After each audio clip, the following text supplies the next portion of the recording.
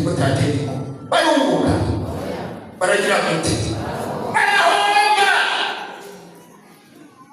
namugiye cyane barahombiye kuko batangitse ubumwe kuko batahuje umubatizo wa ntemo ariko mu kuwuhamba uraza kuraba ko atagasenga guhuza umutima mu kibano n'abagenzi n'ababanyi gutyo Imana izosuka ntemo yera muri wewe kuko witandukanije n'icyo cyose kikwega kikabiriza ikibi. Ababigishwa ba Yesu n'ishengero rya mbere bagiriraniye ubumwe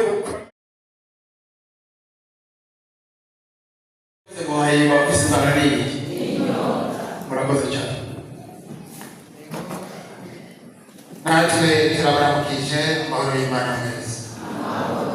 Yego bikamanye bidondore bamvutse mu izina kandi bavuze amazina yanjye yose. Nitwa Bizimana Yuriyani, aba rero nkorera umubwiriza w'Ikinyombo.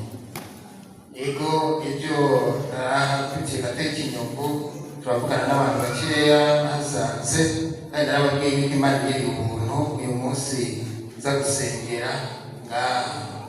Rero abo bake twari kumwe mwakire ntasho zabo. Reka rero tujye tubandanya n'amajambo y'Imana.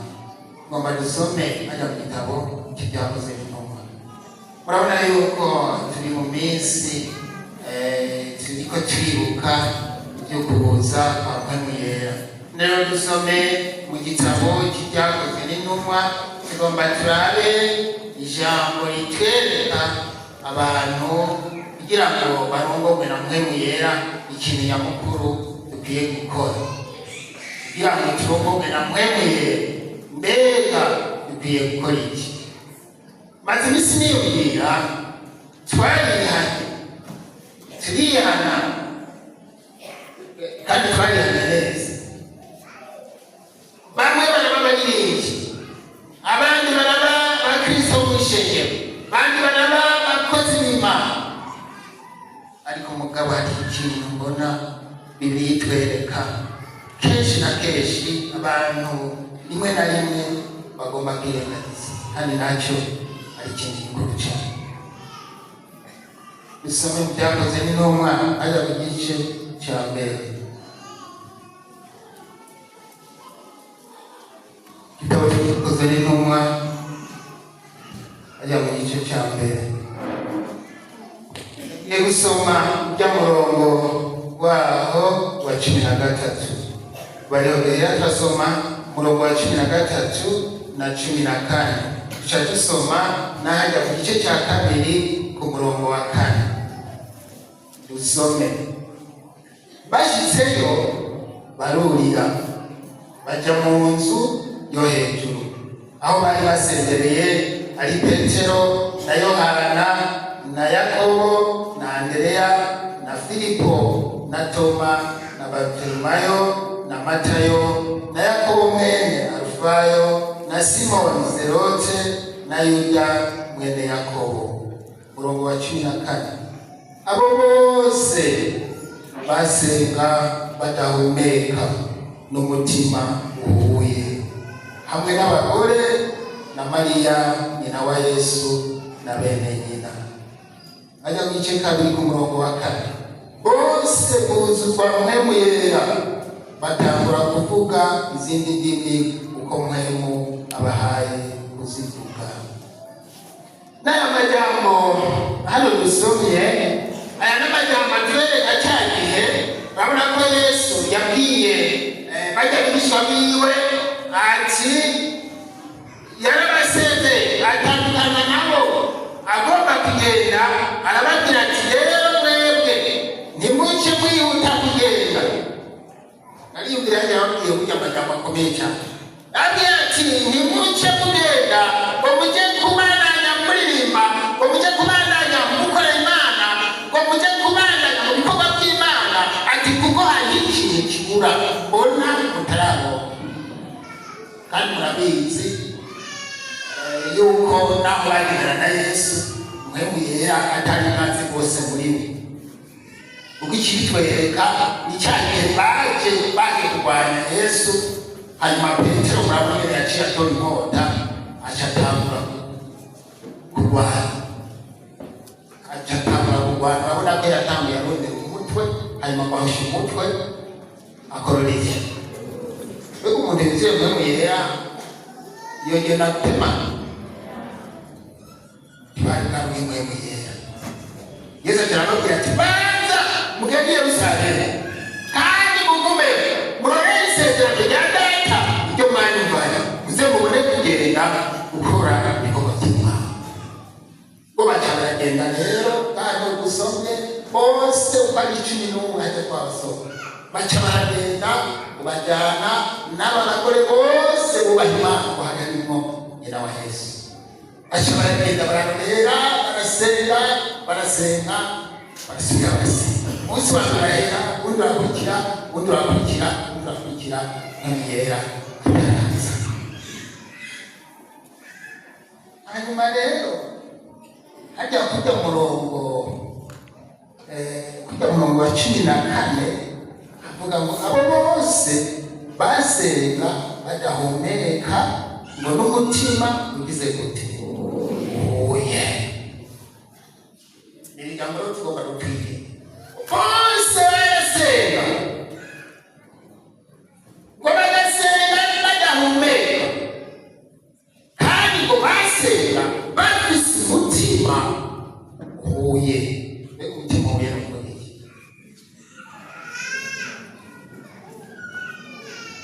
Mbega wari umutima uhura?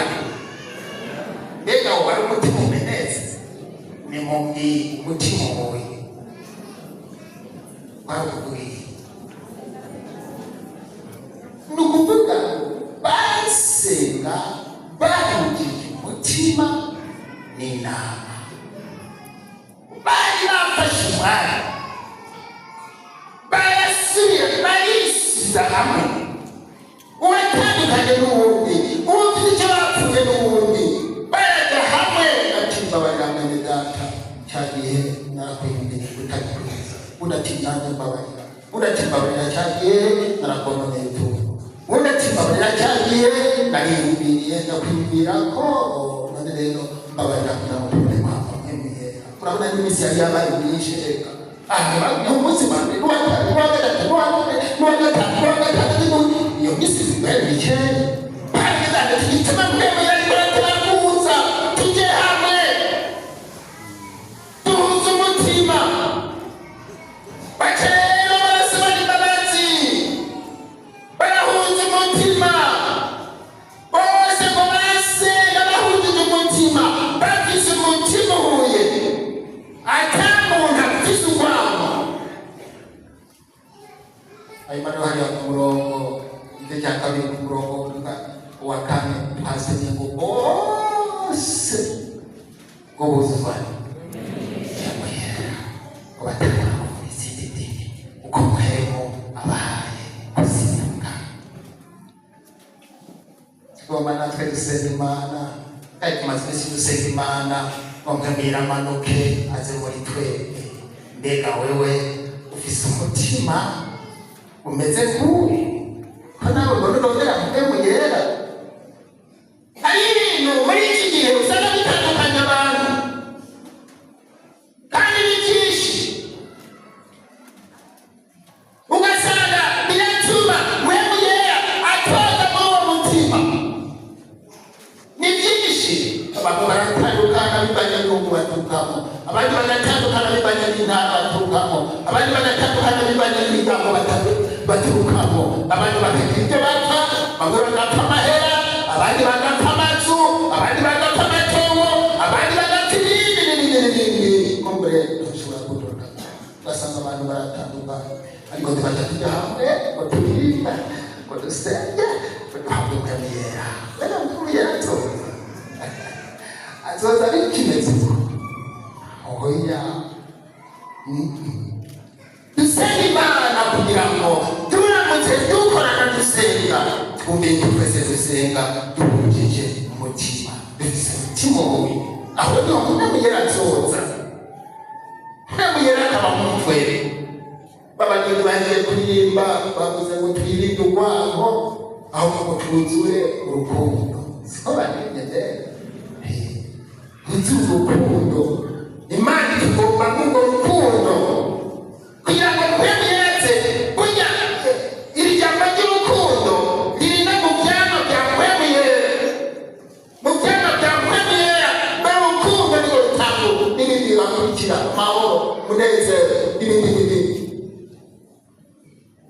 Asaba tugomba yuko tuzura mwemeye aza muri twemwe ugerageze umuntu wese agerageze guhuza umutima n'abandi kugira ngo mwemeye abone kuhuza. Hajya ku hariya ujya murongo wa 42 iki gice nyine cya kabiri umusome yo murabe soma murabe urupapuro. Hajya ku murongo wa 42 igice cya kabiri cy'igitabo cy'ibyakozwe n'intumwa havuga ngo bashishikara cyane mu by'intumwa zigisha no kugira ubumwe no kumanyagura umutsima no gusenga. Mwaho isubiremo bashishikara cyane mu by'intumwa zigisha no kugira ubumwe no kumanyagura umutsima no gusenga. Abari bari babigishwa rero ba Yesu baca bashishikara cyane mu by'intumwa zigisha ngo bashishikara ngo no kugira iki ubumwe, bashishikara no kugira ubumwe no kumanyagura umutsima no gusenga. Aba bantu jewe baranyigishije cyane, reka turangize. Aba bantu baranyigishije cyane, aba bantu baragerageje cyane kugenda mu ijambo ry'Imana. Aba bantu ubona batambuye ishengero rya mbere rya Mwemuyera, baragerageje kugenda mu ijambo ry'Imana ryigisha. Ikintu bashyira imbere wari urukundo ngo bakagira ubumwe. Mbega natwe turafise ubumwe kandi baretse babarindi bamwe bahagarara ngaha baririmba. Mbega ko muririmba, mbega murafise ubumwe. Cyoma mukagira ubumwe mugahuza umutima mukaririmbana mu mutima. Abakozi b'Imana dukorera Imana nabibaretse ikibazo, mbega dukorera Imana dufise ubumwe. Umuntu wese yibanze mbega ubumwe na mugenzi wawe. Babura cyane iyo muririmbye akaririmba mu rya mbere ubundi akaririmba mu rya kabiri aho badahuza, kandi n'ikibazo gikomeye cyane. Sinzi Imana iri mu ijuru ikirabibaba, sinzi ubundi bibona. Mbega ko mukorera Imana, mbega murafise ubumwe, barabishishikara. Simama maso barabishishikara, barabishishikara. Bisobanura ngo barabishishikara, barabisubira, barabibandanya. Ubutumwa bwiza buramamara, buragenda mu bindi bihugu, burakomeza buragenda natwe burabishikira. Ndababwire ngo iyo batangiye ubumwe twebwe ntituba twicaye turiho kuko baduhaye indero nziza, baratweretse, batubereye icyitegererezo gisakute cyiza. Muranibaza mbega tweho turiho n'iki gihe, mbega abana bacu ko tugiye kuzobaho natwe tukagenda, mbega abana bacu tugasigara n'iki. Mbega tubaraza iki bakozi b'Imana bari ishengero ko natwe tugiye kuzogenda, mbega abana bacu mbega tubasigaranye ubumwe, mbega baratwambuye ku bumwe, mbega baratwambura ko guhuza umutima cyane mu kuryana, batwambura ko kuryana. Namanya mfise nari kubereka hajya mu gitabo cy'Itangiriro ibyabaye mu gihe cya Nowa. Hajya mu gice cya 6 sinzikora mu murongo wa 10 sinzi hari n'imirongo itwereka ngo abantu bari buzuye iki muryano yakimani baba nakuna abantu bose narebye ngomba kuba mwisi kuko isi yose yuzuye iki musizi muryano kugira ngo badahuza barahomba imisi yose narangije mugabo baravuga ati wewe ufise abantu mwihana wewe ugenda uraryana urahomba muzohomba iyo abantu badahuza mu gihugu barahomba iyo abantu badahuza mu muryango barahomba iyo abantu badahuza mu ishengero barahomba kuko mpamvu yarahaza muri iyo abantu badahuza mu nzu umugore n'umugabo barunguka bakomeye ndayibabwira unenongeraga ngo tatemo barunguka baragira kuti barahomba naramugiye cyane barahombye kuko batagize ubumwe kuko batahuje barahomba ibyabo byose birashira nabo ubwabo baragira kuti barashira Mana yavuze kuri Nowa wenyine ariko Nowa wewe w'Imana biragira yamushima reka Nowa ko yahuza n'umugore n'abahungu biwe n'abakazana bagahuza reka nabo barahomba oya ahubwo abandi barira bobo bararirimba tugomba no gusenga Imana ariko umuntu wese abande yumvira uko gusenga mbega urahujije umutima n'abandi mbega urafise ubumwe nta mwasi yaguheze ukagomba kujyana n'abagenzi bawe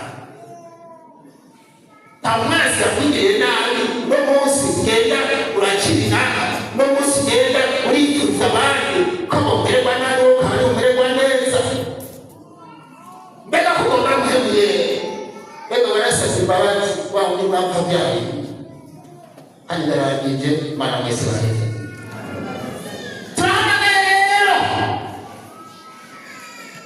umuntu wese bati nanjye ndagomba kwegera akaza muri je muramba bati nanjye ndagomba kunguka mutazogenda muri byose kunguka n'ubwo kuzojya no mu ijuru nanjye ndagomba kuzorangiza neza undi muri ngende wewe kintu cyaza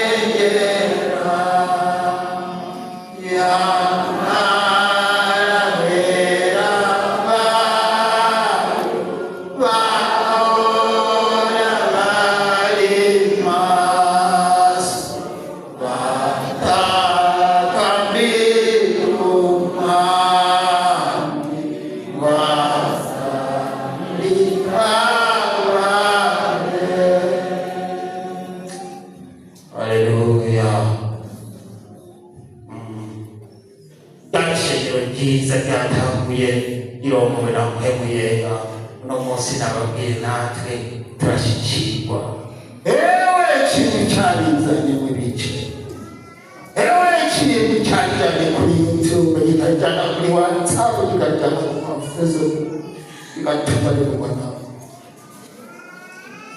oya barabera banyo muze tukumeze tahamba itakambira umwami wazarigire kuti twahaye kazi mu mirumba alisatusi muri umwanya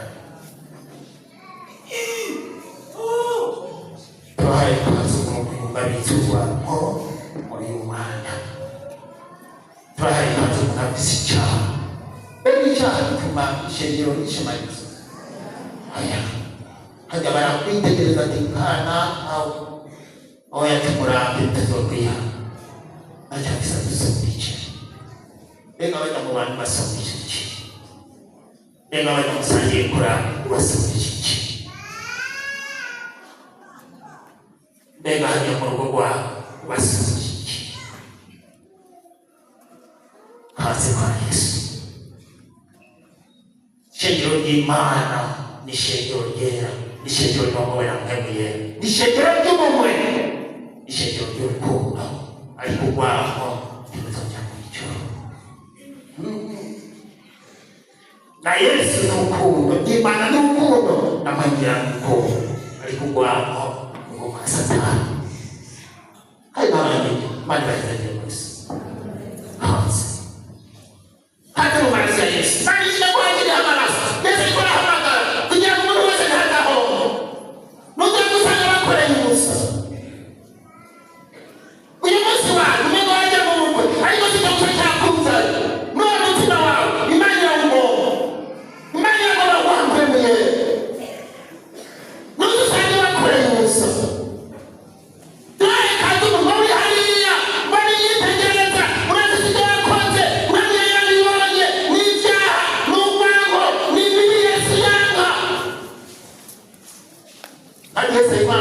Bakuza guharire utemera naho baguharire uzotahira ngenomu kandi uzorira wicuza utagira gitabara. Munamwe mwese dusenga Imana. Turagushima Mwami Yesu, turagushima kuri umugeni mwiza, turagushima kuri ukunda, turagushima kuba duteguriye ibyiza mu ishengero, turagushima kuba duteguriye mpemu yera. Uragomba gutegura ahantu mpemu yera ashikira, uragomba ko tuzoja mu ijuru. Ishengero ryose rigirire neza, umuntu wese umubwire, umuntu wese ukoreye uko yagenze bitari byiza, umuntu wese ukwiye kwiyeza nitwishimire biriya na biriya, tujye twishimira byose bizoshira. Haleluya, byose bizoshira. Ariko umuntu azosanga yarahombye kuko yagiye mu ijambo ryawe ritavuga maze agakora ibitabereye, hanyuma hakazobaho mu gishingo cyo kuririmba. Turagushyize imbere Yesu, ushikare kubana n'ishingiro ryawe, ni mu izina rya Yesu Kristo umwami wacu. Amen.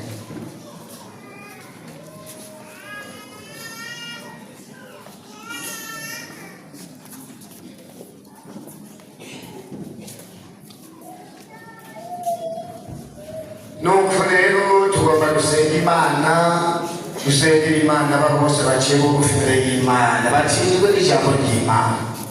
Ijambo ry'Imana iyo rivuzwe kiba ari nk'iciro twirabamo, riza ariko ikibazo kuri jewe nawe. Nk'ubu rirakubajije ati mbega urafitaniye ubumwe n'uwo mubana, urafitaniye ubumwe n'uwo mukorana ku kazi, urafitaniye ubumwe n'umukozi w'Imana mukorana ku rusengero, urafitaniye ubumwe hajya muri korali, urafitaniye ubumwe mu bikorwa bitandukanye. Muri wewe utsinzwe n'ijambo ry'Imana, usabwa ko uca upfukama hanyuma ukaturisha kare ukihana Imana ikakubabarira. Tubona ko mpemu yera yaje ku bantu bafitaniye ubumwe. Turabona abantu kenshi barahamiye kutura mpemu yera, barahamiye ko boba barahawe umubatizo wa mpemu, ariko mu kuwuhabwa ubanza kuraba ko atagasenga guhuza umutima mu kibano n'abagenzi n'ababanyi, gutyo Imana itusuka mpemu yera muri wewe, kuko witandukanije n'icyo cyose kikwereka kikwagiriza ikibi. Ababigishwa ba Yesu n'ishengero rya mbere bagiriraniye ubumwe bukomeye kugeza naho basangira n'ibyabo, ntihagire umuntu akimbukira ikintu ngo niciwe. Baremera, barasangira, baragurisha amatongo, ibintu byose barabyegeranya, bagiranira ubumwe. Niyo mpamvu agiye Yerusalemu nta muntu n'umwe yasigaye muri barya bari mu nzu yo hejuru, bose bujujwe mpemu yera, bavuga mu zindi ndimi uko mpemu yera bahaye ko tuvuga. Nuko reka tubasengera Imana, ariko reka duhamagare n'abandi. Turabona baje kwihana, abamwe bw'Imana n'ababayibariye, reka rero duhamagare n'abandi bafise ibibazo bitandukanye. Yesu yavuze ko nimuze kuri jewe abananiwe n'abaremerewe, unanijwe n'iki? N'indwara tarira Yesu. Yesu yamye akiza, yamye aharira n'ibyaha. Wowe urwaye mubuzanire, abakozi b'Imana intumwa bari ngaha bagomba bakurambike ibiganza. Uri ngo turagusengera Imana, ariko wizeye kuko na Yesu ko yavuze ati mbega urizeye? Ateko ndizeye. Yesu aza kuyitangaza, ari mu aratikiza, aratihumura, abanyamirembe barahumanuka, abarwayi indwara z'ubugingo bwose mu bwiza bw'Imana. Natwe twaje mu bw'Imana kuraba Yesu umukiza, hanyuma nawe yiteguye kugukiza indwara yawe iyo ari yo yose. reka dusenge Imana rero hanyuma rero namwe mwizere nawe wenyine uhize ukwizera kuruta umutima hagarara huri wewe ukeneye kuzura mpemu yera kandi mpemu yera arakeneye mu bugingo bw'abantu b'Imana abihanye icyaha bakabireka barakeneye mpemu yera wo kubarongora hari abari buzuye mpemu yera nk'abasitefano baruzuye mpemu yera basengera ababica nk'abasaturaka n'abameshaki baruzuye mpemu yera baremera baterwa mu itano ry'umuriro kuko babishojwe na mpemu yera none woshojwe nande we uri mwishega ariko utahawe mpemu woshojwe nande ndakwinginze namutari n'ijwi kwagira igiki namavuga mu mutima wawe atajwi ririmo kandi ukaba ukeneye kuza mpemu haguruka mw'izina rya Yesu hanyuma yo tugusengera Imana wuzuye mpemu yera niho uzobura umupendikoti w'ukuri atari umupendikoti w'izina umupendikoti w'ukuri yuzura mpemu atahura ivyanditswe yihanganira amageragezwa n'amakorwa hanyuma ikirenge akamenya kizabihirwa umureka aja mw'ijuru nuko reka dusenge Imana tubarambike ku biganza Yesu agira icyo akoze dusabe wa mushitsi wacu kuva hariya kiremba asenga Imana asengera Imana abantu bose baciye bugufi wa mutamu nawe kuva mu gashikanwa atasenga Imana kwaba bose bahagaze abarwayi n'abakeneye ubushobozi. Turagushimiye Mana yera, turagushimiye ubutumwa bukivugwa mu isi kuva cyagiye mpemu yera yururuka kugeza n'uno munsi turacumva ibitubwira ubutumwa nk'ubu bwo guhinduka bwo gutungana. Mpemu yera cyari kumwe n'ishengero ryiwe ngo aryeze aritunganye aryogesheje amazi n'ijambo uzurisanga ishengero ritoretse itagira amarabaga n'injebejebe hanyuma uryishire. Haleluya, turagushimiye Mana, ijambo ridahishirira ngo rice iruhande risigasige ritinye risagasire gusa, ariko ijambo ririmena igihute kikameneka, ijambo rimeze nk'inkota ikarisha isogoti igashika imbere. Ivyo biteye abene data kubona umuco ubamurikiye ibyaho. Kubw'ivyo amaraso ya Yesu, amaraso n'abeza, amaraso n'abatunganye, amaraso n'abaharire, amaraso n'abakure ku bucafu bwose bufata umutima bukagira ingaruka ku mibiri, ubuhumane bwose bwoge mu maraso baciye bugufi munsi y'umusaraba wawe. Kandi ibyo urabikunda kandi ibi birakunezera. Akiriye imitima rero yose ikwishikaniye, ubeze ubatunganiza ubugingo bahinduke rwose nk'abahinduwe na mpemu yera, kugira ngo bitege ukuza k'umwana w'Imana. Urakoze kubahariye mu izina rya Yesu umwami wacu. Turashimiye cyane Mana yashimye igororotse data twese dukunda. Turashima cyane urukundo wadukunze watugutanga Kristo umwana wawe gutanga wese ujya natwe kwicunguye abanyabyaha. Turashimiye amaraso matagatifu atwejeje yatugize ubuturi. Turashimiye cyane mwami wacu ko ijambo ry'Imana ryabonetse muri wa munsi wa Pentekote. Niho ijambo ry'Imana ryaboneka. Haleluya, baba basashije ry'Imana ryagukunda ariko nezererwa cyane. Aho ndabuze wa Pentekote no habonetse neza ijambo ry'Imana. Haleluya, baba bashije na 20 bamaze kumva ubushobozi bwa mpemu yera buje. Haleluya, bakavuga ngo ni ishaka y'Imana. N'abandi bose batanga ntibanga baborewe. Ariko tuvuze mpemu yera ashobora kutubona uko bivuze. Nyamara wa undi mwabamba, wa undi mwisha, unyaraduze mwijuru, niba gusubushoze mubona naco vyamushika intara. Ijambo ry'Imana